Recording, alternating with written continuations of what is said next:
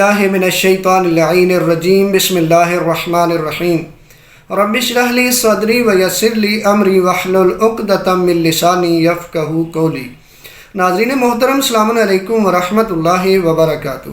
ناظرین محترم، آج ایک سوال ایسا ہے کہ جو اکثر کیا جاتا ہے اور بالخصوص سردیوں کے موسم میں زیادہ کیا جاتا ہے، اور وہ سوال یہ ہے کہ جب وضو ہم کر لیتے ہیں تو وضو کرنے کے بعد کیا ہم اعضائے وضو کو ٹاول سے صاف کر سکتے ہیں یا نہیں؟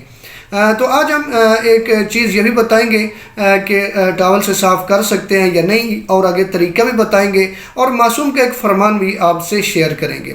امام جعفر صادق علیہ السلام بیان فرماتے ہیں کہ وضو کر لینے کے بعد اگر آپ اعضائے وضو کو ٹاول سے تولیے سے صاف کر لیتے ہیں تو آپ کو ایک نیکی ملے گی، وضو پھر بھی باطل نہیں ہوگا، ایک نیکی ملے گی۔ اکثر لوگوں کے ذہن میں یہ ہوتا ہے کہ وضو ہی باطل ہو جائے گا، نہیں، ایسا نہیں ہے، ایک نیکی ملے گی۔ لیکن اگر آپ اعضائے وضو کو ٹاول وغیرہ سے یا کسی کپڑے سے خشک نہیں کرتے، خود بخود وہ خشک ہو جاتے ہیں، تو اس وضو کی آپ کو 30 نیکیاں ملتی ہیں، 30 نیکیاں ملیں گی۔ اب انسان ہے وہ سوچتا ہے کہ ٹھنڈ ہے، سردیوں کا موسم ہے، تو ہم کیا کریں؟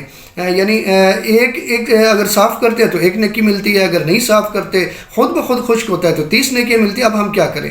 تو آج آپ کو ایک آپ کو طریقہ بھی بتانے جا رہا ہوں کہ اگر آپ اعضائے وضو کو ٹاول سے صاف کرنا چاہتے ہیں تو اس طریقے پہ عمل کریں گے تو آپ کو یہ پورا ثواب مل سکتا ہے۔ وہ طریقہ کیا ہے کہ جب آپ وضو کر لیں، جب وضو مکمل ہو جائے، آپ مسح کر لیں، سر کا، پاؤں کا مسح، جب فارغ ہو جائیں تو اس کے بعد آپ ایک دفعہ چہرے کو پھر دھو لیں اور بازو جو ہیں ان کو ایک دفعہ پھر دھو لیں۔ جب ان دونوں کو پھر دھو لیں گے تو اب یہ جو پانی ہوگا یہ وضو والا پانی نہیں ہوگا، اب اس کو آپ ٹاول سے صاف بھی کر لیں تو آپ کے ثواب میں کوئی کمی نہیں آئے گی۔